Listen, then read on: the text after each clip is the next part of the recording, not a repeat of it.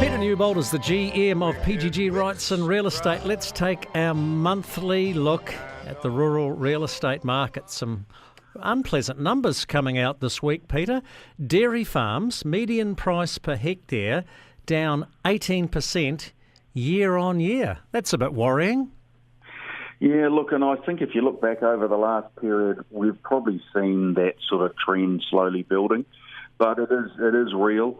And you can see it with the amount of listings on the market and also the appetite from the buyers out there. So definitely they're back. I think you've also got to take, though, that every region is different depending on their location and soil type, et cetera, et cetera. So I think that's a number, but it can vary, either way depending on where you are. But definitely it's telling a story, and I think there's going to be not a lot of change in that for a wee while. From the height of the dairy boom in 2014, we've seen unit sales, the number of rural properties sold, back 25%. We've also seen in terms of value, the market back 22%. That's significant.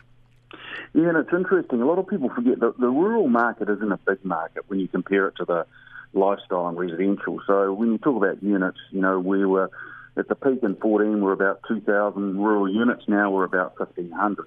The interesting one is the sales value. At that peak, it was about 4.5 billion, and now it's 3.5 billion. So it's a big change. And you compare that to the lifestyle market, which is still very strong. That's sitting at about $6 billion in value and about 7,000 units. So I guess on a positive side, that provincial New Zealand, especially in that lifestyle area, is still a strong market. But the rural picture, you can see there's been quite a bit of change in the last couple of years.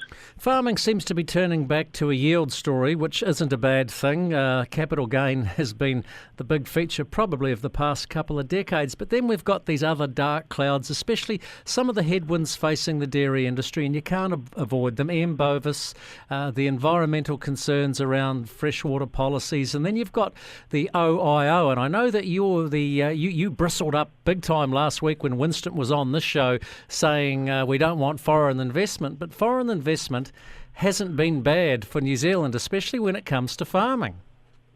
Yeah, I think that whole OIA thing, people need to have a balanced or take a balanced approach to it. But definitely we've seen is that in the large farms, especially dairy, that the OIO has had an impact because that's where the majority of those big purchases were. Also, a lot of investment was placed in there.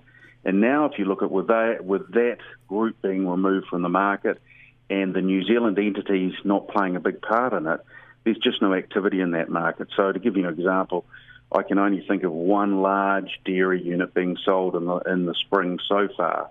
So I think we've got some issues in that space, and I think it's an unwise move, and they should take a more balanced approach to it. And the only outcome I can see with some of those bigger properties is that maybe, as you just mentioned earlier, we might need to think about, where they've got a couple of sheds on them, splitting them up. The good news stories out there at the moment, the cropping guys are pretty active. I know down in Southland, my home province, that they're heading off the dairy farmers because there's not much activity from the dairy farmers. So that's positive, and we know that grain returns over the next 12 months are going to be very positive there. Yeah, look, I think, if you move aside the dairy to one side, there's some really good stories out there. Sheep and beef are getting good returns.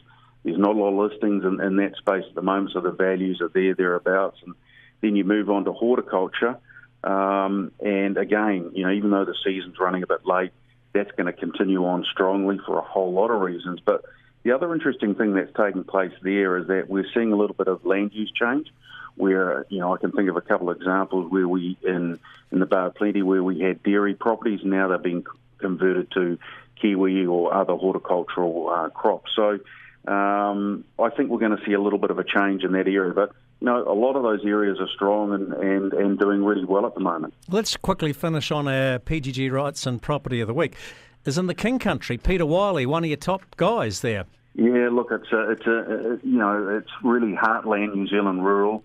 It's a property that's just, I guess, on the way to the coast from Tikawiti, Mahanui. It's been owned by the same family for 3 generations. 470 hectares. Marchant family have owned it, and it's just one of those really good properties, good infrastructure, good capacity, been good investment placed in it, and a great breeding unit. So, there's still some wonderful properties out there that are available. And, of course, in the King Country is a traditional area for shooting beef. Well, it's a traditional area for breeding great rugby players. Sir Colin Meads. I see his son Glyn Pinecone's working for you guys.